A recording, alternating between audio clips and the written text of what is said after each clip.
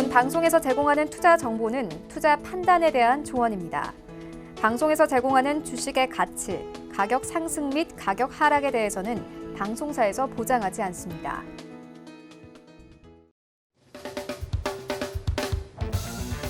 안녕하세요. 수익을 말하다 이재환입니다. 항상 이제 이 시간에는 시장의 이면을 살펴보고 투자 전략을 세우는 시간인데요. 이번 주는 시장이 좀 조정을 받고 다시 또 반등이 나오면서 지난주 방송 이후에 시장에 상당히 많은 일들이 있었습니다. 최근에 이제 연말 이후, 연말 연초에 시장이 굉장히 급등을 하고 조정도 굉장히 가파르게, 반등도 가파르게, 어떻게 보면 종목별 등락은 정말 대형주가 급등주처럼 움직이는 그런 상황이 계속해서 반복되고 있는데요. 잘못하면 이런 기간, 증시가 상승과 반복이 굉장히 첨예하게 나올 때는 우리 개인 투자가분들께서 시장의 기류에 휩쓸리기 굉장히 쉽습니다. 어떤 경우에는 상승에 도취될 수도 있고, 어떤 경우는 이 조정에 너무 또다시 빠져들 수 있습니다. 지금은 어떻게 보면 시장을 조금 냉정하게 봐야 될 시기고, 시장에 적극적으로 무엇을 한다기보다는 시장이 이제 한 발 조금 물러나 있을 시기가 지금 와 있다라는 거죠. 제가 이제 수익을 말하다 이 시간에 계속해서 주식 비중을 마지막에 말씀드리는데, 지난 연말 90%를 넘어갔던 주식 비중이 연초에 50%로, 그리고 계속해서 이 시간을 통해서 주식 비중을 줄이는 부분을 말씀을 드렸는데, 아무래도 가장 큰 이유는 조정에 대한 대비가 있고 주도주 교체 시기를 활용한 의미가 있습니다.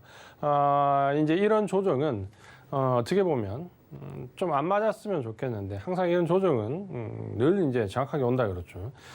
조정은 항상 지나고 보면 기회인데 그 순간을 버티기는 상당히 쉽지가 않습니다. 특히 주도 섹터가 아닌 비주도 섹터의 종목을 가지고 계신 분들은 조정이 때로는 굉장히 치명적일 수 있습니다. 시장이 이제 이렇게 급변하는데 어떻게 대응 전략을 세워보느냐. 이번 시간에는 그 부분에 대해서 집중적으로 말씀을 좀 드리려고 하는데요. 사실 지금 시장은 굉장히 대응을 하기가 쉽지 않은 시장입니다. 단기 상승도 단기 하락도 굉장히 가파르게 나오기 때문에 생각이 계속해서 바뀔 수 있습니다. 지난주까지 이어지는 조정으로 주식을 매도해야 되나, 어제 오늘 강한 반등으로 주식을 다시 매수해야 되나, 이런 교차되는 생각이 첨예하게 나올 수 있기 때문에 시장의 중심을 잡아야 되고, 만약에 중심을 잡기가 힘들면 한 발 빠져 있으면 됩니다. 시장에 뭔가 적극적으로 해야 될 때는 이미 지난 11월, 12월 다 지나갔죠. 지나갔고 지금은 여유롭게 시장에서 한 발 물러나야 됩니다. 근데 항상 저도 생각해 보면 시장에서 뭔가 진입을 하고 매매를 할 때보다 한 발 물러나 있는 게 굉장히 힘듭니다. 왜냐하면 시장을 지켜보는데 뭔가를 하지 않는다라는 게 쉽지가 않거든요. 뭐라도 사서 뭐라도 팔아서 혹은 뭐라도 해서 뭔가 시장에 적극적으로 참여해야 마음이 좀 놓이고 뭔가 하고 있다라는 생각이 들고, 혹시 내가 이 시장에서 수익을 놓치지 않을까라는 조바심이 생기는데, 저도 사실 그런 경험이 굉장히 많이 있었지만 지나고 나서 생각해 보면 결국 내 계좌의 수익을 놓고 본다면 손익을 만드는, 수익을 만들어내는 시기도 중요하지만 손실이 나야 될 시기에 손실을 줄이는 것도 상당히 중요합니다. 왜냐하면 결국 우리 계좌는 어때요? 수익과 손실이 계속 반복된다 그러죠. 만약에 주식을 하면서 나는 100점 100승이야, 늘 수익이야 라는 거는 있을 수가 없는 일이죠. 만약 그렇게 된다면 이 증시에 있는 돈이 모두 그분 거겠지 않습니까? 그렇지는 않다 그렇죠. 손실도 인정해야 되고 수익도 만들어 가야 되는데, 결국은 손실을 줄여야지만 수익이 커진다라는 부분은 굉장히 중요한 얘기입니다. 1 플러스 1은 2가 되지만 1 마이너스 1은 제로가 됩니다. 결과는 과정은 플러스와 마이너스 차이인데 결과는 2가 되느냐 제로가 되느냐 굉장히 큰 차이가 나오는 거죠. 결국 내 계좌를 계속해서 불려나가고 성장시켜 나가려면 이런 전략적인 생각이 반드시 내 마인드에 있어야 됩니다. 항상 이기는 습관이 몸에 배어 있어야 조정이 오더라도 겁나지가 않죠. 난 조정 기간에 다시 기회를 만들어낼 거야. 조정 이후에 반드시 크게 수익을 낼 거야라는 그런 부분들이 한두 번의 경험에 의해서 체화된다면 결국은 수익 나는 사람이 계속해서 수익이 나는 거고, 손실 나는 사람은 계속해서 손실 나는 게 주식시장이다. 이 말씀을 드리면서 오늘 강의 시작하도록 하겠습니다. 일단 정치 조정에 대한 얘기를 먼저 해야 될 것 같습니다. 시장의 조정이 생각보다 그렇게 가볍게 오지 않았습니다. 어떻게 보면 1월 12일, 11일 우리 코스피 시장으로 보면 고점을 만들고 그날 삼성전자가 대량의 거래량을 동반하면서 윗골을 달면서 굉장히 좀 불안정한 모습을 보였는데 어떻게 보면 이제 조정의 기운이 그날부터 시작이 된 거죠. 그러면 결국 우리 시장은 삼성전자로 크게 끌어올렸다가 삼성전자가 조정을 받으면서 조정이 시작되었다. 이렇게 보시는 게 맞을 것 같습니다. 그렇다면 이제 지금 현재 왜 조정이 갑자기 연말 연초에 그렇게 강했던 시장이 이렇게 일고에 몰려오느냐? 이 부분부터 먼저 좀 살펴봐야 될 것 같은데요. 가장 큰 이유는 결국 이제 조정이 오면 조정에 대한 어떤 원인을 찾는다 그렇죠. 그러니까 그 원인이 진짜 원인일 수도 있고 어쩌면은 시장이 조정을 원하는 차익 실현을 원하는 시기이기 때문에 조정이 올 수도 있는 겁니다. 제가 볼 때는 지금은 오히려 차익 실현에 대한 부분이 더 맞지만 굳이 우리가 좀 원인을 찾아본다면 첫 번째는 미국 증시에 대한 불안감이 어느 정도 반영이 되었다라고 봐야 되겠죠. 이런 부분은 우리가 지난 8월 때도 나왔다 그랬죠. 8월, 9월, 10월 조정 때 닷컴 버블론이 나오면서 그동안 미국 시장이 테슬라, 애플을 기반으로 해서 IT주들이 굉장히 강하게 끌어올렸는데 이제 이 종목들이 한계에 왔다. 그게 지난 8월 조정론이었지 않습니까? 근데 지나고 보니까 오히려 IT 종목들이 연말 연초에 급등했다 그렇죠. 지금도 마찬가지인데 결국에는 이 게임스탑으로 촉발된 투기적 거래에 대한 우려감이 나왔다 그렇죠. 이 부분은 증시를 좀 불안정하게 만들 수 있죠. 특히 미국 같은 경우에는 헤지펀드들이 굉장히 공격적으로 공매도로 들어갔던 부분이 있기 때문에 지금 게임스탑의 주가가 지금 얼마나 올랐습니까? 10배 이상 올랐습니다. 그러다 보니까 공매도에 대한 어느 정도 두려움이 생겼고 거기에 자금을 투입했던 헤지펀드들이 그 자금을 조달하기 위한 추가적인 다른 종목들을 매도하면서 현금을 좀 확보해야 되는 필요성이 생겼고 결국에는 거기서 촉발된 부분들이 다른 쪽에 매도를 불러왔다라는 부분인데 사실 뭐 그 물량이 얼마나 되겠습니까? 미국 시장에서. 물론 어느 정도 뭐 10조, 20조 미만의 금액이 좀 되겠지만 뭐 단기적으로 충격을 줄 수 있겠지만 그게 시장 전체를 흔든다. 그렇지는 않다 그렇죠. 그렇게 본다면 일단은 투기적 거래에 의해서 미국 증시에 대한 불안감이 생겼고 어떻게 보면 이 불안감은 지난 8월, 9월, 10월 조정 때 나왔던 IT 닷컴 버블론보다는 상당히 파급력이 약하다 그렇죠. 그때는 어때요? 투기적 거래에 의해서 IT 섹터 전체 종목들과 옵션과 선물까지 연계되면서 금액이 상당히 컸다 그렇죠. 지금은 그런 상황은 아니지만 어쨌든 또다시 투기적 거래에 대한 부분들이 나왔다. 제가 볼 때는 이런 부분입니다. 뭐냐면 유동성 장세는 실적을 기반으로 해서 초창기에 올라가지 않는다 그렇죠. 그러다 보니까 어떻게 보면 호흡 불면 꺼질 수 있는 항상 그런 위험성이 상존한다 그렇죠. 그러다 보니까 어때요? 이런 유동성 장세에서 투기적 거래에 대한 우려는 늘 나옵니다. 늘. 지난 8월 달에도 나왔고 지금도 나왔고 앞으로도 나올 수 있습니다. 이 부분이 얼마만큼 펀더멘탈을 흔들 수 있는 요소냐 아니냐라는 부분이 굉장히 중요한데 이렇게 펀더멘탈이 흔들릴 리는 현재로서는 없다 그렇죠. 그래서 일단 조정이고 어쨌든 게임스탑으로 촉발된 투기적 거래가 시장에 대한 불안감을 좀 조성했다. 이렇게 이해를 하시면 될 것 같고요.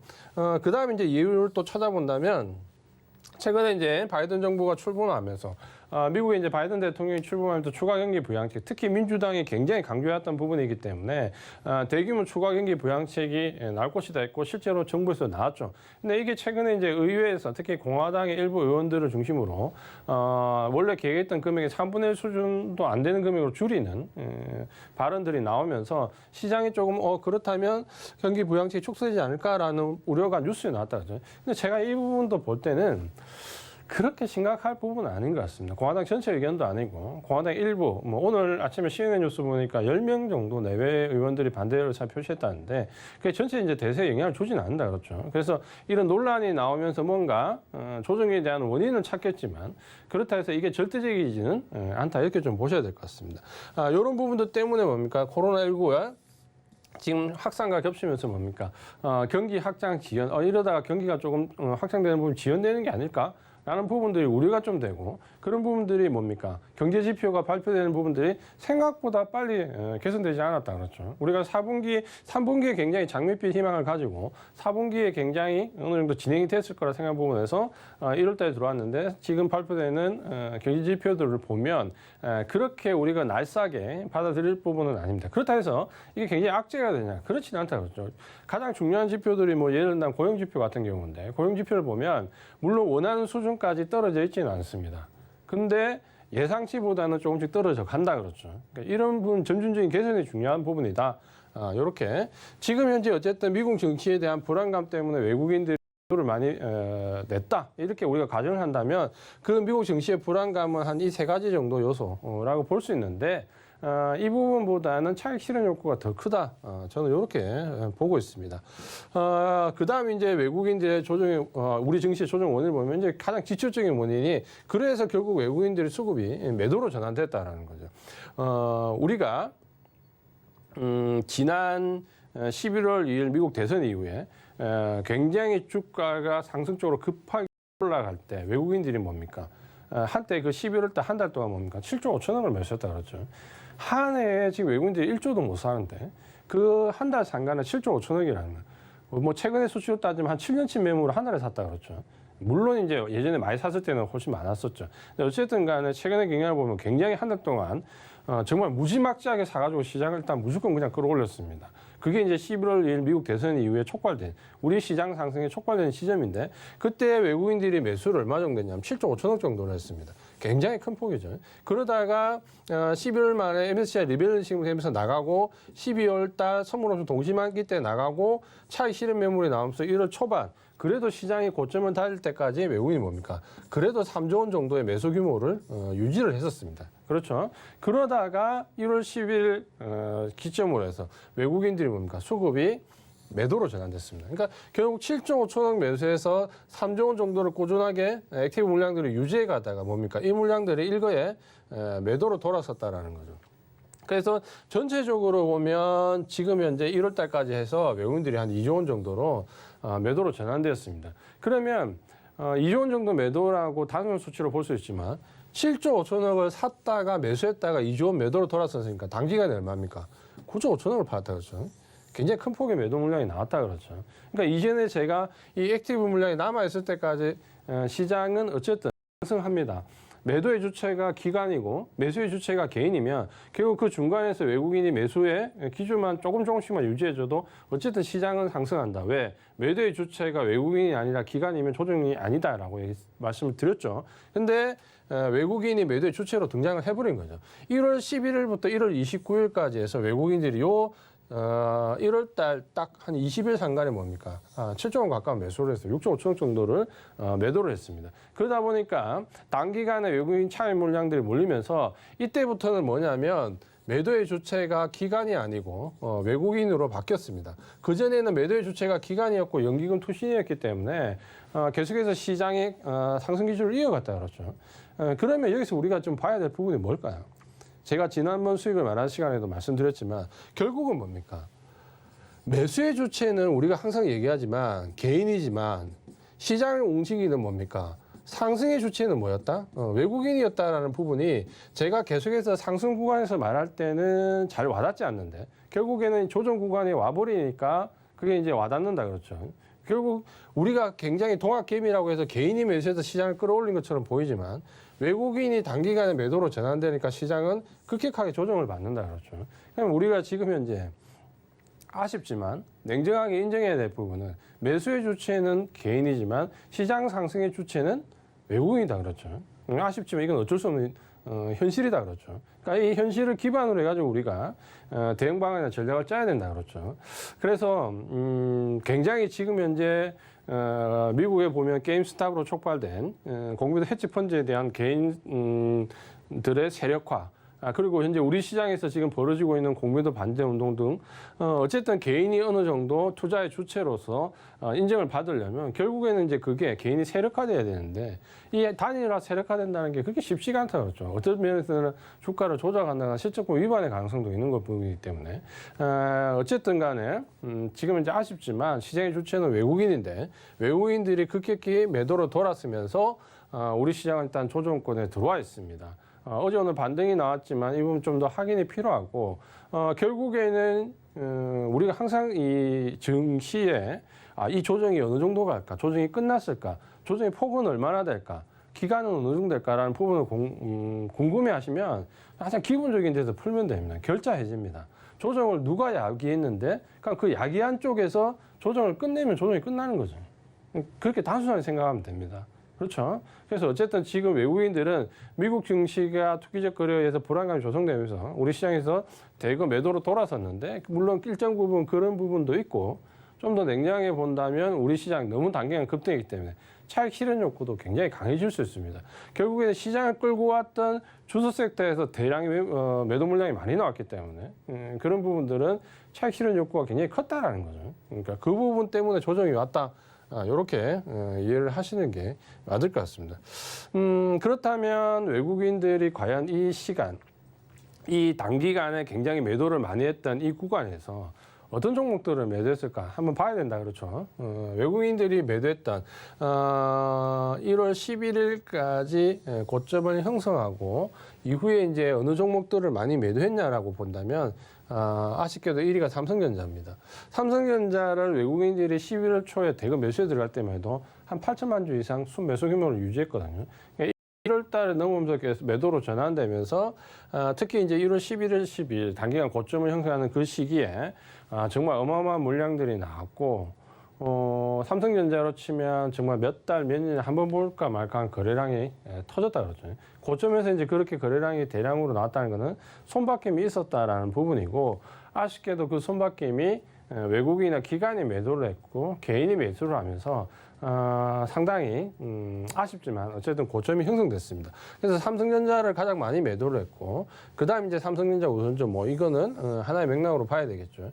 그리고 잘 보시면은 기아차와 현대모비스를 매도를 했습니다. 그러니까 IT 업종을 매도했고 그다음 보시면 기아차, 현대모비스 같은 운송 장비 업종을 매도를 했다 그렇죠. 그리고 LG전자 같은 다시 IT 종목을 매도를 했고 자 그러면 집중적으로 지금 현재 외국인들의 매도가 이루어졌던 섹터들은 누가 봐도 IT 섹터와 운송 장비다 그렇죠.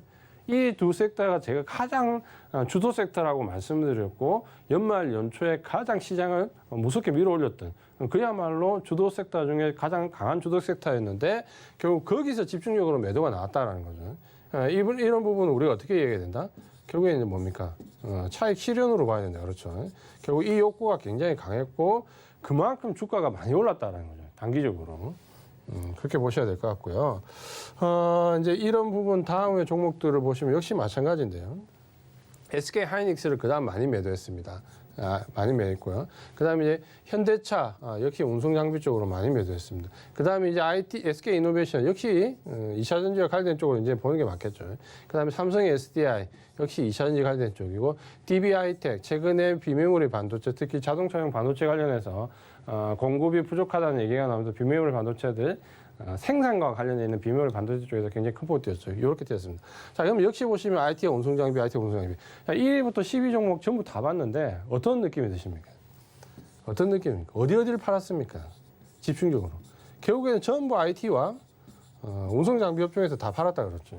가장 강한 섹터에서 가장 많은 매도를 이루고 종목들은 대부분 IT와 운송장비에서 그야말로 간판 종목들을 다 팔았습니다. 그러면 우리가 이 주식 투자라는 우리가 어떻게 봐야 될까요? 제가 작년 8월보다부터 IT 종목, 삼성전자 팔면 안 됩니다. IT 종목 한데 1월 초까지도 계속 그랬죠. 근데 1월 달 넘어서면서 여기서부터 뭡니까? 큰 변화가 나왔다 그랬죠. 그러면 어떻게 봐야 될까요? 일단은 좀 쎄하다는 느낌을 받는 우리가 속칭 얘기하는 뭔가 좀 간담이 서늘하다라는 느낌을 좀 가져야 됩니다. 주식 투자 하시는 분들은. 이쪽에서 뭔가 대량의 변화가 좀 있구나라는 느낌을 좀 가져야 된다 그렇죠. 이렇게 IT와 운송 장비에서 집중적으로 매도가 나왔습니다. 그러면 이제 이 기간 동안 기간은 뭐 작년 11월 달부터 뭐 계속해서 팔았기 때문에 특히 연기금, 투신, 보험 합치면 거의 한 20조 가까이 팔았다 그렇죠. 굉장히 큰 매물이 계속 나는데 그럼 기간은 어디를 많이 매도했을까 보시면 포스코 철강 쪽이고요. 그다음 현대모비스 운송장비, 그다음에 삼성물산, 한국전력, SK이노베이션 이런 종목들을 집중적으로 많이 매도했는데 지수 관련된 대형 종목들이고 그동안 상승폭이 꽤 나왔던 종목들이죠. 그다음에 이제 보시면은 삼성전자 상당히 기관과 외국인 매도가 많이 겹칩니다. 삼성전자, 현대차, SK하이닉스, 그리고 이제 LG화학, 그다음에 이제 ETF, 타이거 MSCI 이쪽을 매도했는데 결국은 보시면은 대부분 기관 매도 종목이나 외국인 매도 종목이나 섹터 자체가 많이 겹칩니다. 그렇죠? 어디입니까? IT와 운송 장비다 그렇죠. 그러면 IT와 운송 장비를 결국에는 굉장히 고점권에서 많이 매도를 했고 그 얘기를 꺾고 그걸 누가 샀다? IT와 운송 장비를 고점권에서 개인이 다 샀다 그렇죠. 개인이 다 샀기 때문에 물론 이제 개인이 샀다고 해서 내려가고 지금 그렇다라는 부분은 아니지만 수급적으로 뭔가 상당한 변화가 조금 있다라는 부분은 인지는 해야 되겠죠.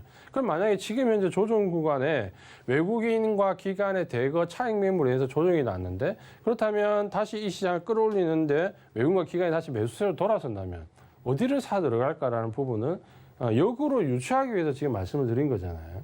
만약에 외국인이 예를 들어서 이런 거죠. 삼성전자에 대한 차익 욕구가 굉장히 커가지고 삼성전자의 차익 욕구하고 그 다음에 뭘 사겠냐는 거죠. 뭘 살까요? 삼성전자를 다시 살까요? 물론 다시 살 수 있죠. 물론 다시 살 수 있지만 삼성전자를 다시 사는 것보다 뭡니까? 뭔가 다른 쪽의 차익 실현을 위해 뭔가 더 크게 상승할 수 있는 쪽으로 포커스를 맞추겠죠. 맞습니까? 물론 삼성전자를 새로 진입하는 외국인들도 있을 거예요. 당연히 그렇겠지만. 그렇다면 이제 시장의 주도주가 좀 변하겠다 이런 말이에요. 그럼 그런 부분에 대한 거를 충분히 우리가 지금 시간에 많이 느껴야 됩니다. 요걸 얘기하자 그 종목 얘기 잠깐 더 드릴게요. 그럼 이 말이 무슨 얘기냐면 이런 거죠. 삼성전자가 지금까지 보시면은 굉장히 큰 폭의 상승해서 지금 이제 고점 형성하고 지금 여기 정도 와 있다라는 거죠. 거의 4만 원대, 5만 원대에서 출발을 해가지고 9만 원 중반대까지 갔으니까 굉장히 이제 거의 100%에 가까운 상승률을 보였다 그렇죠. 상승률을 보였는데 여기서 이제 조정을 받고 외국인 대거 차익 매물, 기관과 대거 차익 매물이 나와서 예를 들어서 삼성전자가 다시 저는 삼성전자가 실적의 근간이 있기 때문에 뭐 여기서 폭락을 하나 그렇게 보지 않습니다. 조정 이후에 다시 상승을 하겠죠. 그런데 문제는 삼성전자가 여기서 우리 예를 들어서 8만 원, 9만 원대 매수를 해가지고 지금 현재 조정폭을 감안해가지고 상승하면 몇 프로 상승할 수 있겠냐? 는 봐야 된다는 거예요. 예전처럼 외국인 매수세 혹은 기관 매수세 이어질 때 예를 들어서 오버슈팅이라는 부분을 계산을 할 수 있잖아요. 제가 삼성전자 목표가 10만 원 정도는 충분히 상회할 수 있다라 들었고 12만 원, 15만 원 가능할 수도 있다. 왜? 기관이나 외국인들이 오버슈팅 나왔을 때는 한 3, 4만 원 넘어갈 수 있거든요. 그렇게 말씀드렸는데 지금은 오버슈팅이 나서 넘어갈 수 있는 구간의 힘은 없다 그렇죠. 뒤에 다시 생기더라도 지금 현재로서는 없다 그렇죠. 그러면 삼성전자를 지금 9만 원에 사서 12만 원에 매도할 수 있다라고 지금 가정을 좀 한다라고 하면 지금 현재 조정 이후에 이 유동성 장에서 뭔가 크게 그림을 그려가려고 할 때 적어도 제가 하는 스타일의 매매를 노란통에서 말씀을 드릴 때 몇 달간은 보유를 해야 됩니다. 라고 해서 50%, 100% 수익을 가져갈 때 몇 달간 보유를 하셔야 됩니다. 근데 수익률은 30%입니다. 라고 지금 현재 전략을 세울 수 있겠냐라는 부분이죠. 지금 순간에서. 몇 달을 보유해가지고 30% 수익 납니다. 라고 해서 그렇게 말하기는 어렵다는 거죠. 왜? 적어도 몇 달을 보유해서 100%는 가야 됩니다. 라고 해야 50%, 60%, 70%, 80% 갈 수 있잖아요. 지난 8, 9, 10월달 조정 이후에 제가 삼성전자, 삼성전기 그리고 마지막에 현대차, 현대제철 이런 종목들을 다 추천해서 말씀드렸던 것처럼 적어도 50%, 70%, 80%, 90% 수익이 나야 되는데 지금 자리에서 다시 삼성전자에 들어가서 그렇게 낼 수 있겠냐라는 부분을 했을 때 상당히 좀 단기간에 좀 아쉽지만 시간이 많이 걸린다라는 거죠. 그래서 지금은 뭡니까? 주도주를 어느 정도 교체해야 되는 뭡니까? 전략이 바뀌는 시기다라는 거죠. 그러니까 이 부분을 이번 시간에 꼭 강조를 좀 드리고 싶습니다. 그래서 이제 궁금한 부분이 뭐냐면 조정폭일 겁니다. 조정폭. 이 조정이 어디까지 갈까? 조정이니까 하락 전환이니까. 기간은 어느 정도 될까? 자, 시간이 많지 않기 때문에 제가 압축돼서 말씀드리면 일단 하락 전환은 아닙니다. 하락이 우리 시장 하락 전환 되려면 어느 정도 전체적인 경기나 이 경제 사이클상 하락으로 들어가야 되는 거예요. 지금 그런 식이냐? 그렇지 않다는 거죠. 만약에 지금 제가 좀 편하게 생각하실 수 있는, 간단하게 생각하실 수 있는 하락이냐 조정이냐, 이분법에서 가장 현실적으로 쉽게 생각할 수 있는 부분을 말씀드리겠습니다. 지난번 코로나 급락 때처럼 그런 하락전환, 굉장히 큰 폭의 하락이 나올 때 중간에 증시가 하락을 이끌었습니까? 가장 직접적인 폭발적인 사건이 뭘 기억나시는 게 머릿속에 떠오르는 게 뭘까요? 그렇죠. 대부분 알고 계실 겁니다. 유가가 마이너스 갔죠. 폭락이 왔었습니다. 그러면서 경기 후퇴에 대한 우려감이 들면서 유가가 사상 초에 마이너스 가는 폭락의 사태가 왔죠. 여러 가지 지표 중에서 유가는 우리가 잘 알고 있는 네 가지 하락 전환의 징후, 경제 지표 중에서 가장 중요한 요인 중에 하나입니다. 지금 현재 유가가 어떨까요? 유가가 주식 시장만큼 밀려서 내려오고 있나요? 그렇지 않다 그렇죠. 지금 현재 증시에 대한 우려감에 의해서 조정을 받는 것은 그야말로 증시만 그렇습니다. 증시만. 주식 시장을 제외하고 다른 상품 선물 시장에서 하락의 징후나 실제 하락폭이 크게 일어난 경우가 없습니다. 그러니까 이건 하락 전환은 아니다 그렇죠. 하락 전환은 아니고 단지 조정인데, 그렇다면 이제 우리가 하락이냐 조정이냐에서 조정이라는 포커스에 무게를 둘 수 있는데, 그렇다면 조정의 지금 현재 조정 폭은 일단 제가 지난주에 노란톡에서 말씀드렸던 부분이 일단 단기 지지선이 2,961입니다. 여기 살짝 왔다가 이제 다시 반등을 주고 올라왔죠. 그 S&P 500 지수로 보면 아직까지 단기 조정 여유폭이 있습니다. 3,636 정도까지는 조정을 받아도 그냥 단기 조정으로 보시면 됩니다. 그다음 이제 중기 조정으로 이제 넘어가게 되면 코스피 지수로 보면 2,700선 정도까지 열어놔야 됩니다. 이럴 경우는 이제 하락폭이 좀 있다 그렇죠. 하락폭 좀 감안해야 되고, S&P 500 지수로 보면 3,500 정도 됩니다. 3,510 정도 됩니다. 2,700 지금 3,000이 넘어가면서 이렇게 하면 굉장히 큰 폭의 조정 같지만 실제로 우리가 11월 달부터 상승했던 폭을 보십시오. 그 폭에 비하면 사실 어떻게 보면 조정폭이 어느 정도 나올 수도 있습니다. 그러니까 그런 부분을 인지를 해야 되는데, 지금은 조정을 보면 중기 조정보다는 단기 조정이 조금 확률이 더 높습니다. 근데 중기 조정도 물론 열어놓고는 봐야 되지만 일단 단기 조정의 가능성이 조금 더 높다. 이렇게 보셔야 되는데, 문제는 조정 기간입니다. 조정 기간. 과연 단기 조정이 짧게 조정 주고 올라가니까 좋으냐? 라고 생각했을 때 반드시 좋다라고 말하기는 어렵습니다. 왜냐하면 결국 지금 현재 우리 시장이 어떻게 보면 미국 대선 이후에 굉장히 과열된 부분이 있는데, 이 부분을 어느 정도 시켜줘야 되잖아요. 가격 조정이든 기간 조정이든 이 부분을 좀 시켜줘야 추가 상승에 대한 원동력이 생기는데, 예를 들어서 지금 이 과열 상태를 그대로 안고 가격 조정을 뜨뜻미건하게 주고 바로 올라간다? 그럼 어떻게 될까요?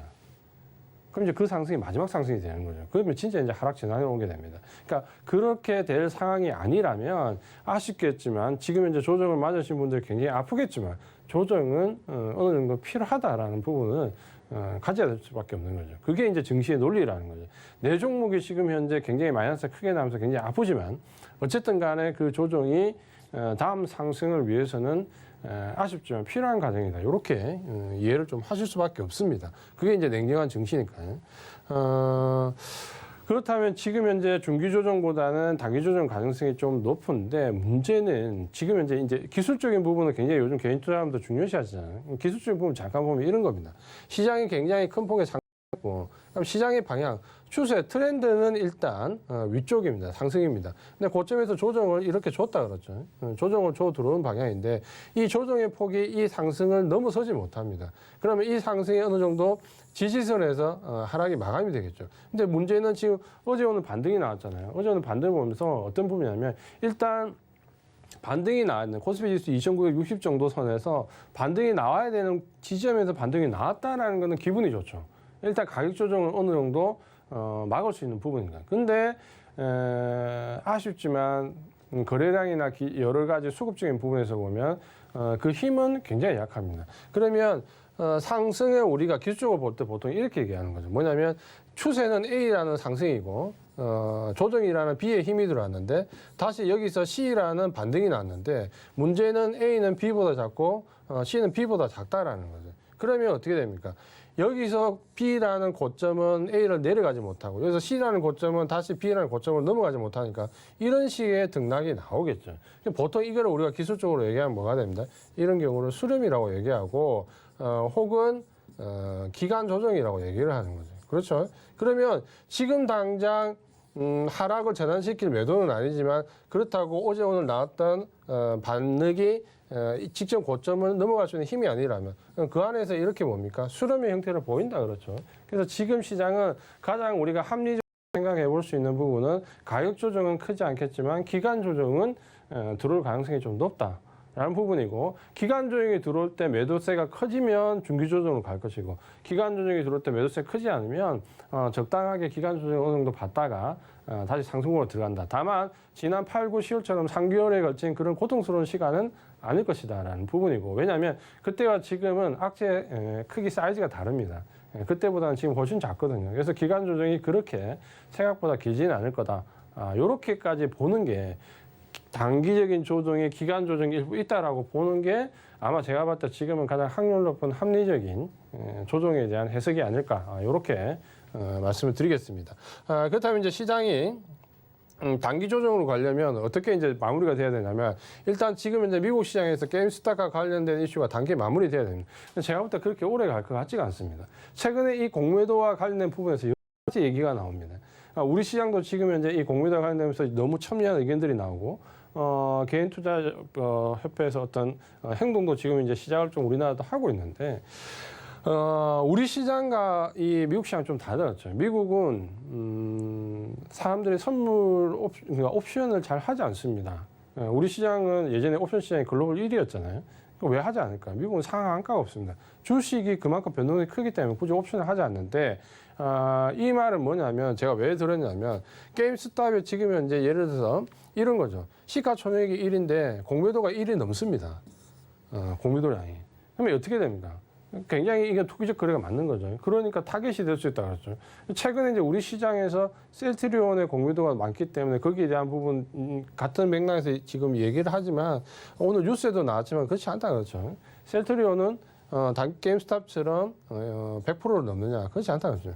5% 정도 왔다 갔다 한다 그렇죠. 그러다 보니까 이런 부분을 우리나라 시장에 좀 접목하기는 조금 어불성설인 부분이 있습니다. 그래서 단기 조정으로 마무리되려면 일단 게임스탑에 대한 이슈가 단기에 마무리가 돼야 되고 그 다음에 이제 코로나19 확산세가 좀 주춤되는 부분이 나와야 됩니다. 근데 이 부분이 최근에 이 뉴스와 경기 부양책 관련된 정치적인 뉴스 때문에 살짝 묻히는데 여기가 좀 그렇게 나오고 있습니다. 유럽과 미국이나 글로벌 좀 보면 아주 미묘하지만 환자 수가 조금씩 줄어들면서 사회적 거리두기 단계가 조금씩 완화된 모습이 나오고 있습니다. 아무래도 백신의 영향이 조금씩 나올 수도 있을 거고 어떻게 보면은 이 봉쇄 조치를 좀 강화하면 환자 수가 줄어드는 모습이 나온다 그렇죠. 우리나라도 지금 마찬가지지만 그래서 이 부분은 조금 주춤되는 모습이 이제 나오고 있습니다. 이 부분이 주춤거리면 그 다음에 나오는 게 뭐냐면 경제 지표가 어느 정도 개선된 모습을 보여야 됩니다. 특히 미국의 고용 지표가 어느 정도 수준에서 확 줄어드느냐, 요게 판단할 수 있는 가장 좋은 바로미터가 됩니다. 지금 현재 미국의 이제 신규 실업 청구 건수를 보면 굉장히 큰 폭으로 늘었다가 90만 건, 85만 건, 80만 건 왔다 갔다 하다가 아직까지도 상당히 80만 건 이상의 상당히 많은 건수를 기록하고는 있지만 거기서 이제 미묘한 차이가 있습니다. 1월 중순을 넘어오면서 뭐냐면 예상치보다는 조금씩 줄어듭니다. 그러니까 예상치보다는 조금 더 좋은 모습을 보입니다. 여전히 절대적 수치는 없지만, 그러니까 이 예상치보다 조금씩 줄어들면 절대적 수치가 낮아질 가능성이 좀 있거든요. 그런 부분들이 어느 정도 눈에 보이면 조정은 그냥 단기에 마무리될 가능성이 좀 높습니다. 만약에 이제 우리가 우려하는 바 중에 하나가 중기 조정인데. 확률이 아주 없는 것도 아닙니다. 그러니까 이 부분도 좀 신경을 써야 되는데 중기 조정 가려면 어떻게 되냐면 게임스탑 이슈가 단기에 끝나지 않습니다. 무슨 얘기냐면 게임스탑으로 촉발된 공매도에 대한 공격이 다른 종목으로 계속 확산되는 겁니다. 그러니까 공매도가 많은 여러 가지 종목, 지금 일부는 그렇게 되지만 그 양은 작거든요. 근데 이게 적극적으로 게임스탑에서 나왔던 것처럼 다른 종목으로 확대가 되기 시작하면 어떤 현상이 오냐면 헤지 펀드들이 결국에는 매도 빌미, 환매를 할 수밖에 없습니다. 왜? 공매도 했던 부분에 대한 뭡니까? 현금 마련이 필요하기 때문에, 증거금이 필요하기 때문에 결국은 다른 종목들을 계속해서 매도해야 되는데 게임스탑에 국한되지 않고 여러 종목으로 확산돼 버리면 이제 이런 현상이 옵니다. 그러면 연쇄 도발적으로 헤지 펀드들의 환매가 나오면서 매도 물량이 나오게 되고 매도 물량이 나오면서 종목들 하락하는 종목이 나오고 이 부분도 이제 계속해서 돌아가면서 나오니까 뭡니까? 전체적으로 시장을 하락을 끌고 내려가는. 요렇게 된다면 이제 중기 조정을 좀 갈 수 있고, 그 다음에 이제 코로나19 확산세가 좀 지속되면, 근데 이 부분은 그렇게 가능성이 높지는 않습니다. 지속된다는 부분이 있고, 그 다음에 뭡니까? 고용 지표가 제가 이제 개선되는 부분이 지금 현재 예상치보다 조금씩 낮아지는, 절대적 수치는 없지만 예상치보다 낮아지는 상황으로 가고 있는데, 만약에 이제 이 부분의 예상치를 상회하는 모습으로 전환돼 버리면 시장에 단기간 충격이 좀 더 올 수 있습니다. 그러니까 이런 부분들이 펼쳐진다면 시장은 중기 조정으로 좀 갈 수 있다 한데, 우리가 이런 가능성 인지는 하고 있어야 되지만 확률적으로는 아직까지는 단기 조정으로 그칠 확률이 좀 더 높다. 이렇게 판단을 하고 이 부분도 신경을 쓰고 있는 지금 국면은 그런 정도. 단기 조정을 염두에 두되 중기 조정의 가능성이 있는지 없는지 체크해보는 구간 정도 이렇게 인식을 하시면 될 것 같습니다. 이제 중요한 부분이 뭐냐면 그렇다면 과연 이런 증시의 상황에서 우리가 투자 전략을 어떻게 세워야 될까? 굉장히 고민이 된다 그러죠. 저도 고민이 됩니다. 근데 사실 이제 연초에 들어오면 연말에 이런 부분들을 좀 구상을 해놨었고 연초에 이제 급등이 너무 가팔라지는 걸 보면서 아쉽지만 이렇게 될 것 같다라는 상황을 어느 정도 플랜을 세우고 있었습니다. 그래서 이제 과감하게 연초에 급등할 때 종목들 대거 차익 실현을 시켰는데 그 이유는 이제 이런 부분들이 있다라는 거죠. 왜 이제 이런 부분들을 가지고 투자 전략을 세우냐라는 부분을 생각해 볼 때, 이 조정 구간 절대 가만히 있으면 안 됩니다. 조정 구간에서 가만히 있으면 결국에는 상승 구간에서 수익이 없습니다. 그러니까 잘하면 조정 구간에서 가만히 있으면 상승 구간에서 뭐 하냐면 잘하면 본전할 수 있습니다. 그럼 결국에는 남들이 상승할 때도 역시 본전밖에 안 돼요. 지난 8월, 9월, 10월 조정 때 가만히 그냥 그때 닷컴 버블로에 나오면서 이거 대형주 큰 코 다치는 거 아니야? 뉴스에서 계속 그렇게 나올 때 잘 팔고 중소형주로 굉장히 많이 갔지 않습니까? 코스닥. 근데 연말 연초 상승은 코스피 시장 나왔다 그랬죠. 코스닥의 개별 종목들 특히 코로나19 관련돼 있거나 제약 바이오 쪽은 거의 죽었다라는 표현을 쓸 정도로 상당히 어려웠는데 가만히 있으면 이번 급등 때 뭡니까? 잘하면 본전인데 본전도 안 왔다 그렇죠. 그러면 어떻게 돼요? 8, 9, 10월 달에 뭔가 움직인 사람은, 조정기에 움직인 사람은 그걸 다 만회하고 수익으로 전환할 수 있는 상황인데, 결국에는 조정 구간에 가만히 있었던 사람은 본전도 안 된다 그러죠. 이번도 마찬가지입니다. 똑같은 경우는. 지금 현재 이제 뉴스나 방송 보도 내용, 여러 가지 유튜브나 요즘 워낙 언론 매체가 다양하니까, 다양한 부분이 나오는데, 최근에 이제 조금 더 우려스러운 부분이 또 나옵니다. 뭐냐면, 이 코스피나 코스닥 시장을 놓고 코스피가 지금 강하게 올랐으니까 그 다음 이제 코스닥 시장에 순환매가 돌 거야. 더 강하게 올 거야. 라고 하는데 코스피 시장이 조정받을 때 코스닥 시장이 강하게 올라가는 게 거의 드물다 그랬어요. 조정받을 때는 코스닥 시장이 더 조정받고 상승할 때는 코스피 시장이 더 강하게 상승합니다. 이런 기조가 바뀔 거야라는 기대감을 가지고 조정권에서 가만히 있으면 어떤 현상이 오냐면 유동성장에 대해서 제대로 이해를 못하는 겁니다. 제가 지난번 시간에도 계속해서 말씀드렸지만 현대중공업이 10,000원에서 55원 할 때 유동성장에서 삼성전자는 30%도 못 오릅니다. 이 종목이 50배 뛸 동안 30%도 못 오른다는 건 그냥 안 올랐다는 거예요. 시장 수익률도 안 됐다라는 거죠. 그럼 삼성전자라고 하더라도 유동성장에서 소외되는 종목은 못 오른다는 거예요. 근데 하물며 삼성전자가 아닌 다른 종목이 소외되는 종목은 얼마나 오를까요? 시장 수익률도 모두 숫자가 나왔죠.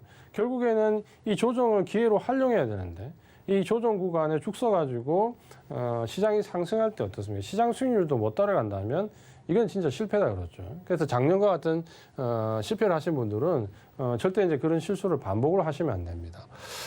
일단은 투자 전략은 일단 보수적으로 보겠습니다. 뭐냐면 단기 조정의 가능성이 높지만 중기 조정을 어느 정도 열어놓고 너무 적극적으로 대응을 하시면 안 됩니다. 그리고 또 한 가지는 뭐냐면 중기 조정이 안 오더라도 기간 조정은 어느 정도 올 거라고 예상을 좀 하고 있어야 됩니다. 그리고 만약에 기간 조정이 안 오고 중기 조정이 아니고 단기 조정 마무리되고 올라가면 제가 볼 때 이제 그 상황도 그렇게 나이스하지 않습니다. 물론 당장의 조정 구간에서 손실이 나는 것보다 시장이 상승해서 수익이 나면 기분은 좀 좋을 수 있겠지만 굉장히 이제 단기적인 시각으로 밖에 평가가 안 된다는 거예요. 뭐냐면 이런 조정이 중간중간 계속 올 수 있습니다. 굉장히 피곤해지는 거죠. 그러니까 조정이 왔을 때 확실하게 조정이 주고 손바뀜의 가능성이 있을 때 손바뀜을 해주고 이렇게 해서 뭡니까? 다시 상승의 원동력을 가지고 시장이 상승을 해야 정상적인 상승이 되는데 그렇지 않으면 뭡니까? 계속해서 불안감을 가지고 가다가 지금과 같은 한 3, 4일, 5일 조간 같은 이런 조정이 중간 또 나오고 중간 또 나오고 이렇게 되면 뭐냐면 굉장히 지치게 됩니다. 상승을 쫓아가다가 손실나고 쫓아가다가 손실나고 이런 구간이 반복이 될 수 있거든요. 어떻게 보면 우리가 좀 더 냉정히 평가를 한다면 차라리 그렇게 될 바에는 조정을 정확하게 기간 조정을 주고 상승을 제대로 하는 게 낫습니다. 8월, 9월, 10월 조정을 주고 12월, 12월, 1월 상승하는 게 훨씬 낫습니다. 상승폭이 훨씬 크고 조정 구간에서 내가 컨트롤 잘해서 손실만 줄여놓으면 그 구간에서 2%, 3%, 5% 수익 내는 것보다 이 구간에서 60%, 70% 수익 내는 게 훨씬 편안합니다. 그렇죠? 그러니까 지금도 마찬가지입니다. 그러니까 어느 정도 기간 조정을 대비해 놓고 전략을 좀 짜야 됩니다. 문제는 뭐냐면 기간 조정에서 제가 항상 말씀을 드리는 건지 뭐냐면 기간 조정에서 주도주는 초반에 더 많이 하락하다가 기간 조정 말미에 되면 압도적으로 상승하게 됩니다. 기간 조정 구간에서 다른 종목이 상승하기 전에. 그런데 주도주가 아닌 종목은 초반에 좀 덜 하락하는 것 같다가 조정이 말미에 가면 내려앉아 버립니다. 그러니까 그 얘기는 기간 조정에서 주도주를 가지고 있는 사람은 어느 정도 버틸 수가 있는데 기간 조정 구간에서 비주도주를 갖고 있는 사람은 굉장히 손실폭이 더 커질 수 있습니다. 그걸 많이 느꼈을 건데 지금도 그럴 수 있다는 부분을 보시면서 비주도 섹터에서 있는 종목은 일단은 어제 오늘 같은 반등이 나오잖아요. 그럼 반등이 나오면 뭘 살려고 하면 안 되는 거잖아요. 그 반등이 나올 때 뭡니까? 비주도주를 물량을 줄여야 됩니다. 그래서 제가 과감하게 줄이라는 것처럼 물량을 줄이고 현금화를 하시는 게 좋고 이런 반등조차 없을 때는 뭡니까? 교체 전략을 해야 되는 거죠. 그래서 다행스럽게 어제 오늘 같은 반등이 나오잖아요. 그럼 그 반등을 활용해 가지고 지금 조정이 끝나서 진입하려고 생각하지 마시고 일단은 비주도 섹터에 있는 종목들을 좀 줄여놔야 됩니다. 그런 모습을 외국인들도 하잖아요. 지금 어제 오늘 시장을 보면. 그래서 줄여야 되고 만약에 반등이 생각보다 많이 안 나오는 기간 조정이 이어지면 어떻게 됩니까? 일단 주도주 쪽으로 교체를 해야 됩니다. 그게 지금 현재 가장 현실적인 전략이 됩니다. 근데 이 부분을 하지 않고 아쉽게도 뭡니까? 우리 개인 투자자분들 가장 심리적으로 취약한 부분. 본전이 될 때까지 버티는 건 가장 안 좋은 방법입니다.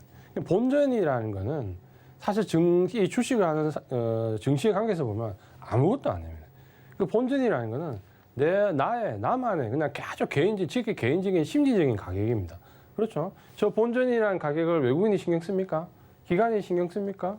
다른 개인 투자가분들이 내가 삼성전자 산 가격을 신경 씁니까? 아무도 신경 안 씁니다. 그 신경 쓰는 사람은 나밖에 없습니다. 나만의 심리적인 가격이라고 하죠. 시장에서 가지는 의미는 하나도 없습니다. 본전이라는 부분을 버려야 이런 전략을 구사를 할 수 있습니다. 그러니까 지금 조정 구간에서 이런 전략을 구사를 해야 상승 구간에서 손실을 만회하고 수익으로 전환시킬 수가 있습니다. 그런 경험을 반드시 해보신 분들은 무슨 말인지 아실 겁니다. 이 부분을 꼭 신경을 쓰셔야 됩니다. 그 부분이 가장 중요한 부분이고요. 그 다음에 이제 단기 이슈와 관련된 부분인데, 최근에 우리 시장이 12월 말 1월 초에 급등을 할 때, 대형주임에도 불구하고 단기 이슈로 상승한 종목들이 굉장히 많습니다. 물론 그 종목들 굉장히 우량한 종목들이고 섹터 자체가 굉장히 오래 주목해 볼 만한 섹터였는데 문제는 이제 단기적으로 그런 수급적인 부분 때문에 꼬여 있다는 거예요. 그냥 단기 이슈로 상승한 종목들을 절대 이번 반등 구간에서 추격으로 진입하시면 안 됩니다. 절대. 최근에 보면 이 단기 이슈 중에서 하나 큰 부분이 뭐냐면 공매도 쇼커버링 종목입니다. 최근에 미국의 게임스타 영향을 받아서 우리나라도 공매도 많은 종목도 타깃이 될 수 있어. 물론 이제 외국인들도 이런 부분에서 우려를 많이 하니까. 뭐 어제 같은 경우는 셀트리온 계열의 매수 좀 했지 않습니까? 그래서 급등도 했고. 그런데 그런 이슈가 연속적으로 이어질 수 있겠냐는 거예요. 우리 시장에서. 어제 셀트리온이 급등하고 오늘도 급등하고 내일도 급등하고 한 보름 정도 급등해 줄 수 있겠냐는 거예요. 그렇지 않다는 거예요. 단기적으로 우려감이 나서 하루 이틀 급등해도 그 펀더멘탈적인 영향이 아니기 때문에 결국에는 뭡니까? 시세 연속성이 없다라는 거죠. 시세 연속성이 없는 종목을 뭡니까? 꼭 마지막에 쫓아 들어가면 꼭대기 잡는다 그러죠. 그래서 어제 같은 경우는 셀트리온 계열이나 일부 은행주 같은 경우에도 공매도 많은 종목들이 급등이 좀 나왔습니다. 근데 그 부분을 추격해서 따라 들어가면 어렵다. 이 부분을 꼭 기회를 해주셔야 될 것 같습니다. 그 다음에는 글로벌 협력 이슈니까 코어 이슈가 많이 나왔던 종목들 현대차가 뭐 애플과 연합되는 부분, 기아차, 그다음에 이제 LG전자가 캐나다의 전장 부품업체와 협영하는 부분, 그러니까 이런 부분이 나와서 주가가 굉장히 급등했는데, 물론 장기적인 펀더멘탈의 변화를 줄 수 있고 굉장히 호재는 맞습니다. 근데 지금 현재 그게 굉장히 단기간에 영향을 줄 수 있겠냐는, 현대차라는 부분이 애플과 코어해 가지고 올해 1분기, 2분기 실적이 좋아질 수 있겠냐.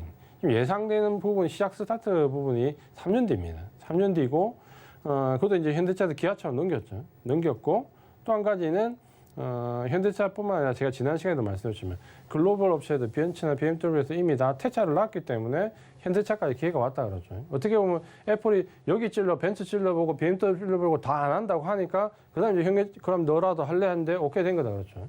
물론 이렇게 좀 비약적으로 말을 하면 안 되지만 그만큼 리스크를 많이 안고 있는 이 플랫폼 업체들이 이 소프트웨어 업체에 어떻게 보면 종속돼서 자기가 가진 노하우를 다 뺏길 수 있는 부분도 있기 때문에 벤츠나 BMW를 안 한다 했다 그러죠. 그러니까 그런 부분들을 감안해 가지고 너무 장밋빛으로 보셔서 현대차 같으면 지금 주가가 한번 크게 이슈화되고 다시 한번 더 이슈화되고 지금 내려왔다가 반등이 나온다 그러죠. 그러면 이 고점을 넘어갈 가능성이 있겠느냐? 제가 볼 때 지금 당장에 단기간에 고점을 넘어갈 가능성은 없습니다. 그러면 결국 여기서 매수해 가지고 직전 고점까지 요 구간을 먹자라고 덤벼들어야 되는데 그러기에는 지금 유동성이 아깝다 그러죠. 그러니까 그런 리스크나 우리가 가지고 있는 한정적인 금액에 대한 배분을 본다면 이런 쪽에 추격으로 진입하는 부분은 좋지 않다. 이렇게 말씀을 드리겠습니다. 그 다음에 이제 우리가 봐야 될 부분이 그렇다면 안 된다는 것만 있는데 그럼 뭐 이제 어떻게 할 거냐? 매수를 어떻게 할 거냐? 매수를 해야죠. 매수해야 되는데 기간 조정에서 매수하는 방법이 있습니다. 그 뭐냐면 일단 주도주를 최소화 보유를 해야 됩니다. 최소화 보유를 해야 되고 그 최소화 보유하고 있는 주도주를 야금야금 분할로 매수에 들어가야 됩니다. 그게 가장 좋은 방법이고 그 다음 나는 주도주를 보유한 부분이 없다라고 생각되면 신규 매수를 해야 되는데 신규 매수는 절대 그 기간 조정이 이어지는 기간 동안 급하게 할 필요가 없습니다. 시장이 상승하는 거 보고 기간 조정 말미에 상승하는 걸 보고 따라 들어가도 얼마든지 수익 낼 구간이 있습니다. 주도주만 선별할 수 있다면 충분히 그럴 수 있다면 절대 급하게 매수할 필요가 없습니다. 그래서 주도주를 일단 분할 매수한 전략인데 추가 매수와 신규 매수를 조금 달리 봅니다. 그러니까 추가 매수는 분할로 조금씩 시장이 밀릴 때마다 하셔도 되고 신규 진입은 조금 시간을 가지고 늦추라 이렇게 좀 보시면 되고 그럼 주도주가 지금 어디냐? 당연하죠. IT 종목은 여전히 계속 주도주입니다. 그런데 단기간에 차익률이 그대하게 났던 삼성전자나 SK하이닉스 주도 섹터의 주도 종목은 맞지만 그런 종목을 접근하면 굉장히 어렵다죠. 단기적으로. 그래서 일단은 실적을 담보되는 IT 종목 위주로 추격하되 외국인이나 기관의 단기 매물이 쏟아지지 않았던 쪽으로 일단 관심을 가져야 됩니다. 그런 종목들이 있을까? 있죠. 잘 찾아보면 있습니다. 메모리 반도체, 2차전지, MLCC, PCB 요 정도로 일단은 RT는 추격을 해야 됩니다. 물론 휴대폰도 있고 디스플레이도 있고 2차전지 외에 이제 기타 등등 뭐 여러 가지 섹터가 많이 있지만 일단은 RT는 이제 섹터 좀 좁혀야 됩니다. 5G도 마찬가지인데요. 결국 이제 5G가 실적 이슈 모멘텀이 나오면 단기 상승이 나올 겁니다. 근데 그게 단기 상승으로 이제 그칠 가능성이 좀 커졌다 그랬죠. 그러다 보니까 여기 주도 섹터에 넣어서 장기간 보여야 되냐? 그렇지는 않다는 거죠. 그래서 IT 종목들은 일단 실적이 담보되는 섹터들 위주로 좁혀서 봐야 된다. 그렇게 말씀드리고요. 그 다음 이 경기 할장주들도 마찬가지인데요. 저평가와 실적 개선이 같이 가야 됩니다. 그러면 보시면 건설이나 기계, 화학 쪽은 눈여겨서 한 번 더 볼만합니다. 화학은 지금 많이 상승했다가 되돌림 받았던 부분이 있기 때문에 또 못 올랐던 부분들이 있기 때문에 좀 관심을 가질 수 있는데 그럼 기존에 우리가 아주 강조드렸던 뭡니까? 운송 장비나 철강이나 이런 쪽은 뭡니까? 지금 가격적인 메리트가 저평가에서 너무 많이 떨어졌다 했죠. 그러니까 이런 종목들은 좀 조정을 받을 때까지 기다려야 되고 일단은 경기 확장주들은 건설기계 화학 쪽으로 관심을 좀 가지시는 게 좋습니다. 그리고 이제 소비재 쪽으로 제가 이제 많이 드렸는데 소비재도 마찬가지로 저평가 실적 개선 이 두 가지가 맞아 떨어져야 됩니다. 그러니까 음식료 쪽이나 건강기능식품이나 화장품 요 세 섹터는 사실 지금 접근을 해도 크게 무리 없이 접근을 할 수 있습니다. 그러니까 그런 관점으로 생각을 하신다면 요런 섹터들은 조금 더 과감하게 진입을 할 필요가 있다. 이렇게 말씀을 좀 드리겠습니다. 지금 현재 우리가 연말 연초 시장에 너무 도취되어 있기 때문에 어떻게 보면 너무나 많이 지금 현재 시장을 오판할 수 있습니다. 그 뭐냐면 지금 현재도 지금 이제 보유 종목으로 막연하게 기대하시는 분들이 너무 많이 있습니다. 그러다 보니까 시장을 오판하게 되고요. 그럼 타이밍을 못 잡습니다. 팔아야 될 때 사고 사야 될 때 팔아야 되기 때문에 어려워지는 거죠. 그러면서 손실이 가중되면 결국에 이제 계좌폭이. 그러니까 이런 연결고리가 어떻게 보면 우리 개인 투자가분들의 연결고리인데 지금 이거를 끊어야 됩니다. 그렇죠. 이 부분을 신경을 쓰시고 항상 지금 주식시장에 대응을 하셔야 됩니다. 너무나 어려운 시장이기 때문에 대응하기가 쉽지 않습니다. 지금은 가감하게 행동하는 게 아니고 일단 한번 물러나서 좀 지켜봐야 되시고 항상 주식시장은 뭔가 하는 것보다 하지 말아야 될 때 안 하는 게 중요하다. 드리면서 이번 시간 마무리 짓겠습니다. 이런 내용들은 항상 제가 아래 보시는 이 노란톡에서 항상 장중에 미리 전략이나 대응 방안 항상 수시로 말씀을 드립니다. 궁금하신 분들은 노란톡에 오셔서 같이 확인해 보시면 될 것 같습니다. 오늘도 어려운 시장에서 투자 전략 말씀을 드렸습니다. 한 주간 성공 투자하시고 다음 주도 건강한 모습으로 뵙겠습니다. 지금까지 이재한이었습니다.